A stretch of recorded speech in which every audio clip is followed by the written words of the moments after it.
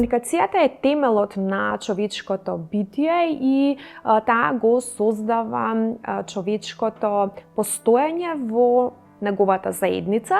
Затоа е многу важно и да ја разбираме комуникацијата и општењето помеѓу луѓето на сите нејзини рамништа и слоеви.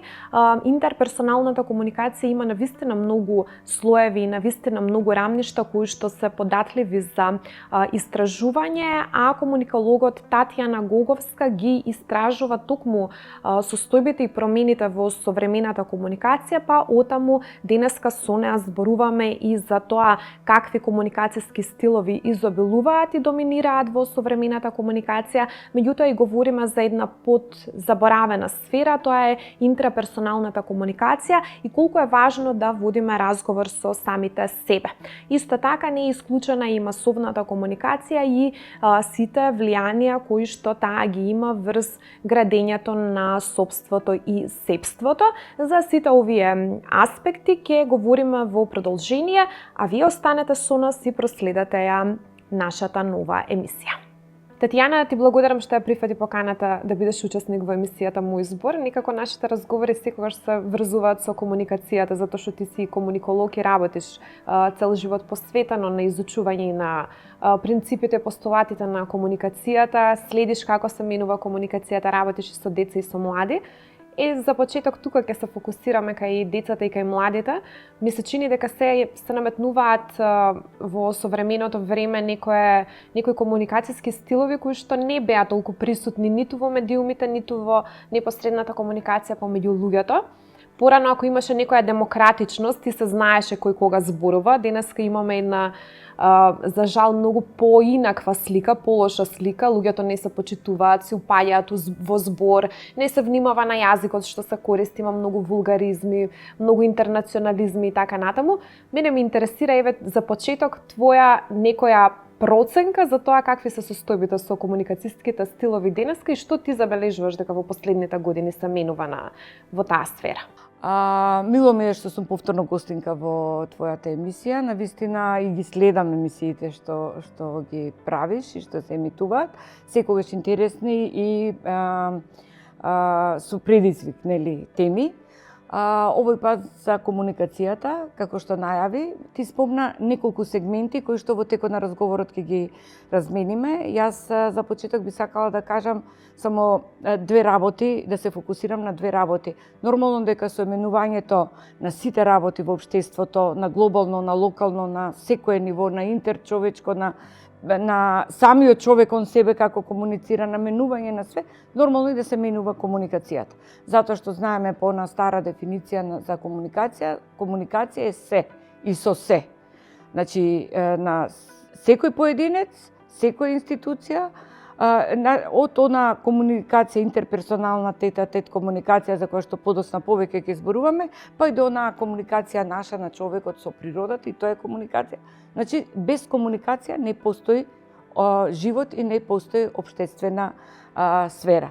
И на она ќе се наметнам, ќе се фокусирам на што спомна дека во ова време, ја го викам време не време, оти за некои работи е навистина не време, чекајќи да дојде повторно време, никој никого не слуша. Патиме сите од желбата да бидеме слушнати, ама не и да слушаме. Сите сакаме да зборуваме, никој не сака да слуша.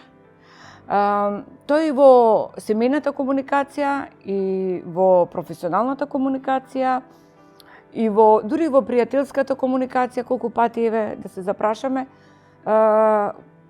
некои работи ни се провлекуваат и ќе се прашаме, ја ова не го слушнав, зашто јас сакав нешто да кажам.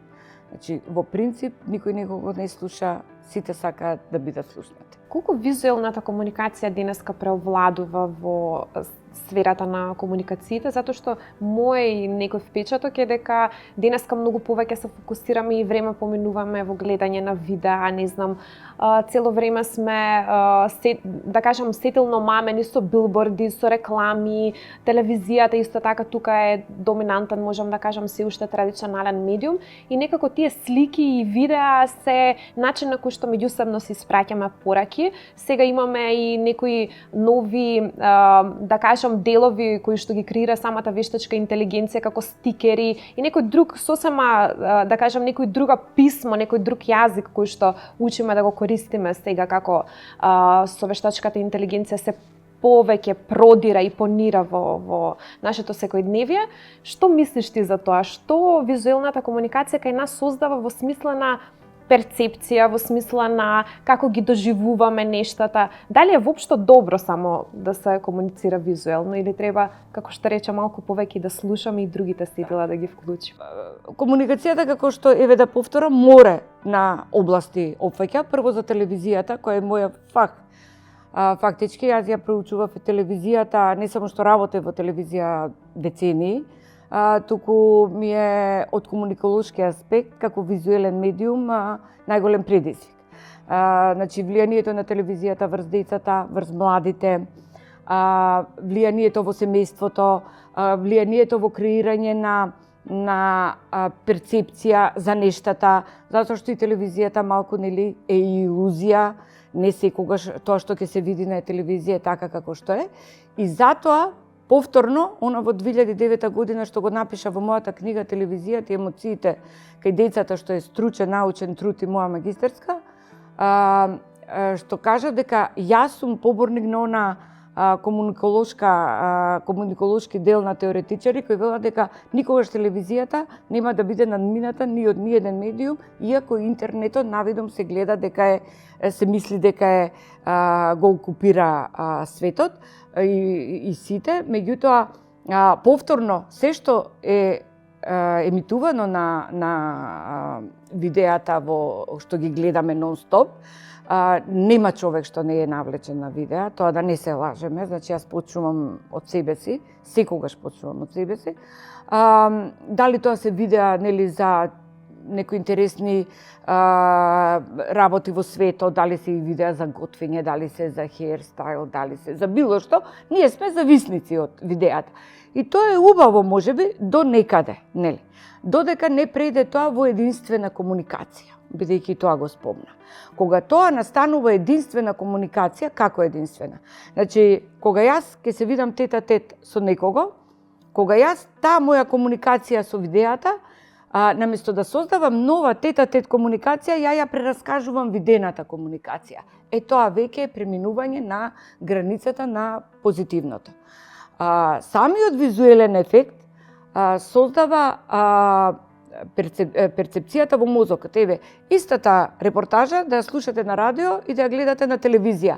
Ама на телевизија, еве, и не мора да биде со текст. Исто така, еве, видеата кои што се правени дали во телевизија, дали во самостојни помали продукции, тие сепак прво се визуелно продуцирани. И после тоа се поставени. Затоа телевизијата, пак ќе повторам, го има приматот и ќе го има секогаш приматот. Значи, визуелниот ефект е многу силен. Сега, за она што спомнавте за оние интернет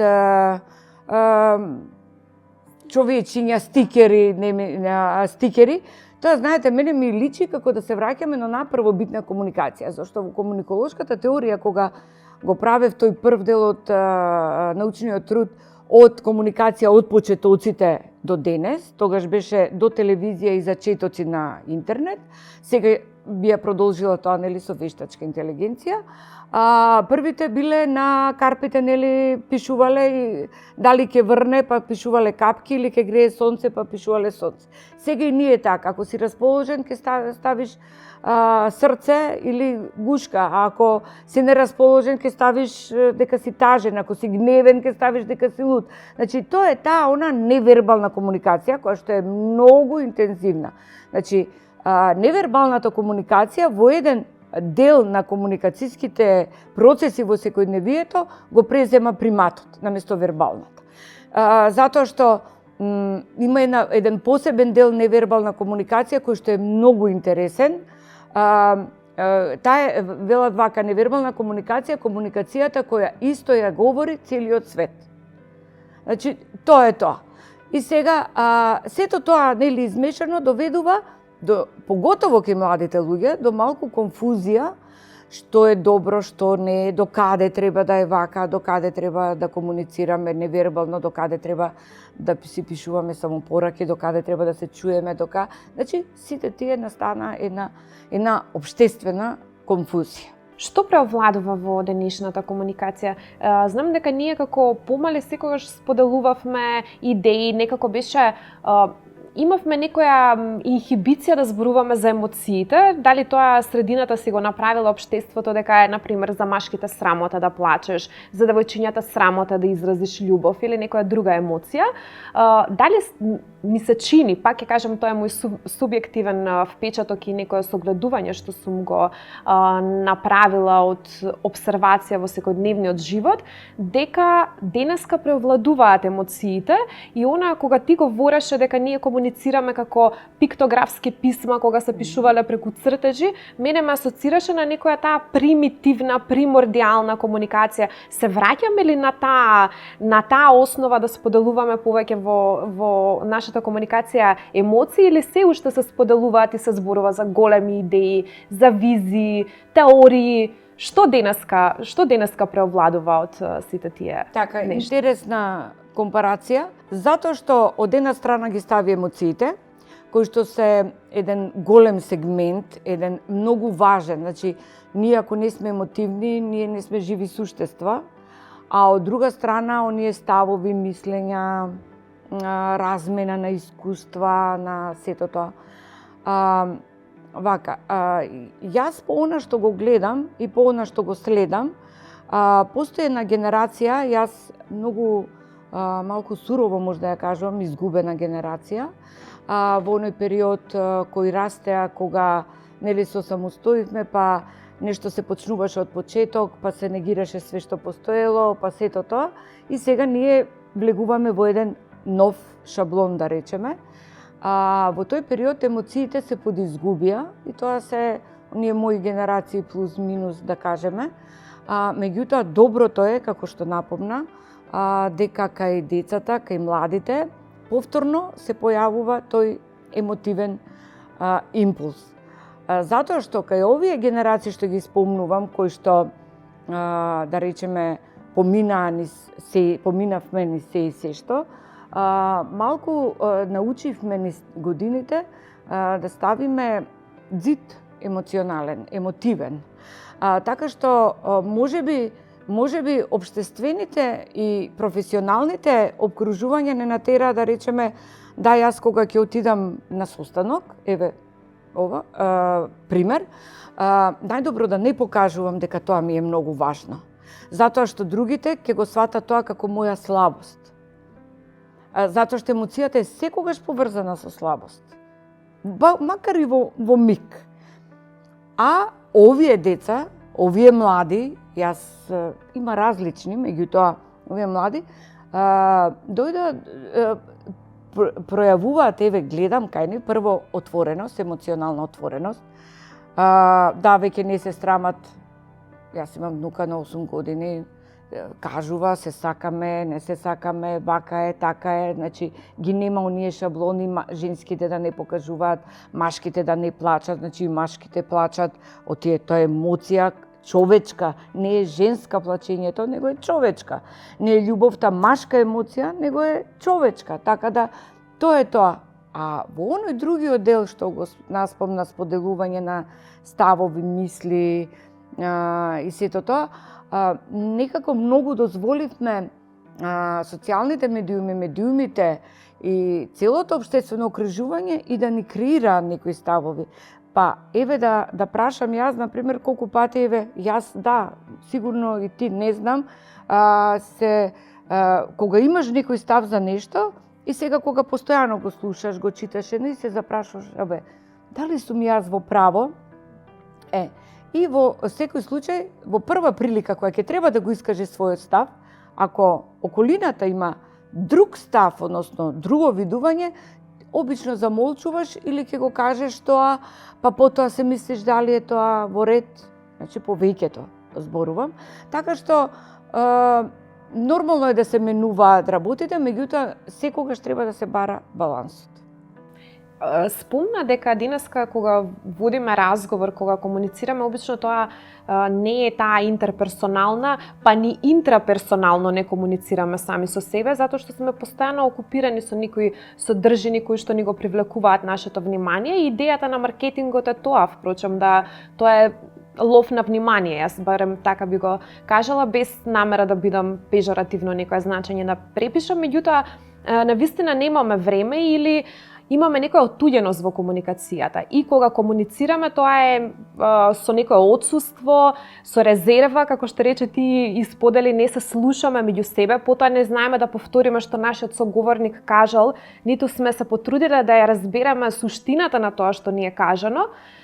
Дали тоа поттикнува некој тип на осаменост? Денеска се говори дека осаменоста како емоција, како состојба е последица на таков тип на комуникација, дури и психијатрите предупредуваат дека од осаменоста се поттикнуваат епидемија на нови болести, депресии и други состојби, сето тоа е поради таа осаменост. Каква е врската помеѓу комуникацијата и комуникацијскиот стил со осаменост? Вака, прво ќе зборувам за интраперсоналната комуникација, комуникацијата на човекот сам со себе, колку е таа важна исто до некоја граница.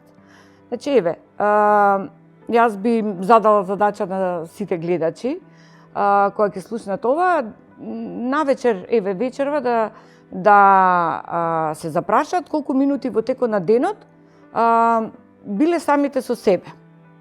Или утре дека почнат денот, кога го пијат утринското кафе, да не гледаат во мобилен, да не гледаат телевизија, да не слушаат радио, да бидат сами со себе. Таа интерперсонална комуникација е многу битна, затоа што таа создава баланс во психата и во емоциите кај човекот. Ако си дадете задача дека секој ден по 10 минути ќе почнете, па 20, па 30, доволно е 30 минути во текот на денот, во периоди да бидете сами со себе. И потребно е, затоа што не може секогаш да бидете во интерперсонална или интермедиумска, или да бидете семејна, или образовна, мора да сте малку сам со себе. Она што на ова би го доврзала последниот твој дел за осаменоста. Поголемата број на осаменост има луѓе што свесно се осамуваат. И тоа е болест. Има луѓе што им е наметнато да се осамуваат. Да речеме, повторно јас генерацијски ќе фатам плюс-минус, значи многу луѓе останаа без работа од некои 40-45 години, не најдоа до овако, не одиш на работа, немаш со кого да комуницираш, семејството секој по себе, па децата се растат, па се отуѓуваат, па се отуѓа семејства, фамилиите, па нема таа комуникација и се сведува и оние што најмногу комуницира на еден потесен круг и повремена комуникација. Точно е дека се појавуваат болести кои што се многу тажни болести и меѓутоа се наметнати од начинот на живот. А она обично века вака, има една реченица во комуникацијата, мислам дека и во психологијата, подобро да сум сам, отколку да сум сам со 10 луѓе околу мене. Сега, зошто? Затоа што има луѓе кои што не се говорници, не се шармантни, значи сите сме различни, не се наметливи, значи сите. И во онаа комуникација, ако си во група, кога сите, значи тоа не е комуникација, комуникацијска наука го нарекува роморење. Сите зборуваат, никој никого не слуша и ромор само. И сега во тие комуникацијските кругови немате круг кој што се поврзува со другиот круг, па се создава тој комуникацијски свет, вие имате дискомуникација. И таа дискомуникација создава агресија во во негативните емоции, најлошата е агресијата. Вамо е во позитивните љубовта, вамо е агресијата. Еве агресија, нетрпеливост, бегање од местото каде што сте, едните се чувствуваат дека само мора да се слушатели, а другите само се наметнува дека они се тие што мора да се кажат. Значи, тие се тие состојби кои што се зголемува и се уште се зголемуваат во еден подолг период. Да не зборувам сега на работно место, таа комуникација, таа непрофесионална комуникација, таа наметнувањето, лажењето, исто многу негативна комуникација. Значи сето тоа го има и тоа се зголемува низ годините, се зголемува и сега се прашуваме до каде. И не за џаби имаме толку зависности еве на децата и младите и непријатни ситуации со социјалните мрежи, со предизвиците кои што им ги даваат, со повредени деца, со булингот, сето тоа, значи вака, секогаш имало тепање меѓу деца. Значи, тоа е тоа, децата се, меѓутоа, кога тоа преоѓа во една друга негативна, агресивна комуникација, тоа е дискомуникација. И сега тука се возрастните, младите да ги насочат. Мора да се води сметка за сето ова, многу мора да се води.